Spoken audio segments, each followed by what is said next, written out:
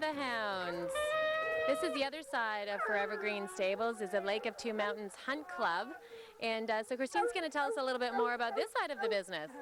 This side is a very traditional side. You can see the hounds are very noisy. These ones are upset for staying home. Yeah. My husband is the huntsman for the Lake of Two Mountains Hunt Club. And he's going to do a dry run for the hunter trials on the weekend, containing them to a small area. And that's not normal for them. They want to go. Yeah. The gentleman on the right is Mr. Richard Gloat. He's our whipper-in, and he's in charge of helping the huntsman, keeping the hounds together and with him. Just so that everybody knows, we are a drag hunt, not a live hunt, which means we do not chase fox or coyote and deer. We chase fox urine in a bag.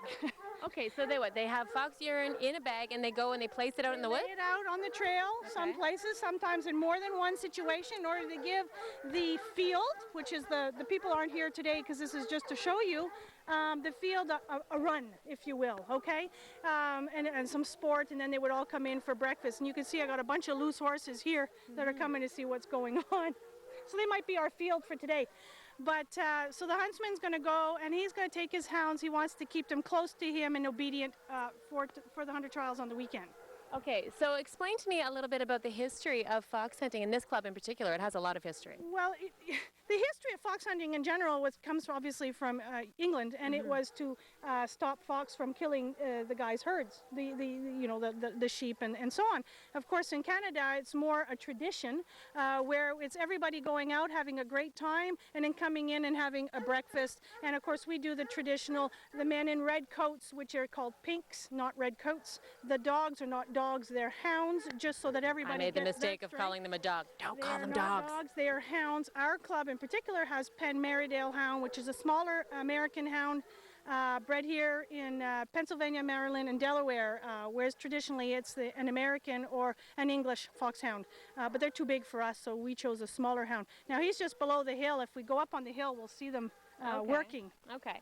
So the actual hounds that you train, how do you go about training them to do this? There are pens that have something like 10 kilometers fenced in, and I'm going to say it, they actually have fox in there that have never, the fox and the hounds actually are friends. At 4 o'clock the bell tolls and you have to see them. The fox come in for lunch and so do the hounds. Oh, really? But that's how they're taught the scent of the fox and what it is they're supposed to chase. They do not kill. In order to kill, honestly, they would have to have a sick animal.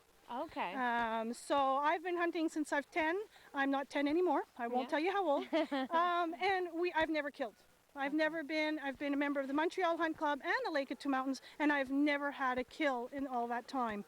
So we really don't want to kill. It is not about chasing fox. It's about having a great time with a great bunch of people. Yeah. So we just do drag, and I would say probably all the hunts throughout Canada are a drag hunt.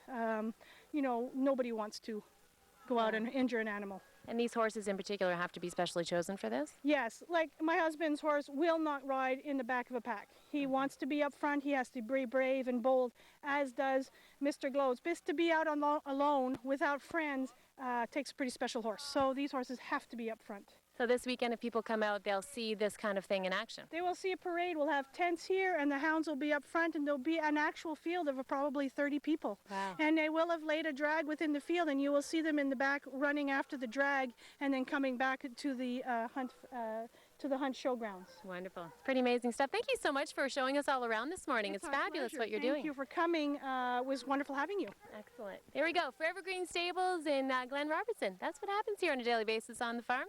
Back to you guys. Now there are so many different sounds from the horn. What does that mean? The horn is he's calling his hounds to him, or he's telling the hounds he needs them to go into the brush, or into a cover, as it's called. And but in this case, he's actually calling them home. Come to me. They understand all the different sounds? It takes a little work, and you always take an older hound with the young hounds, but yes, they eventually learn the different horn sounds, and they come on command. Smart little hounds. That's the idea. Yeah, in theory. Fantastic morning here at Forever Green Stables. As we said, this weekend should be fantastic to bring the whole family out and see this in action. It's just beautiful here. We'll see you guys later. Have a great day.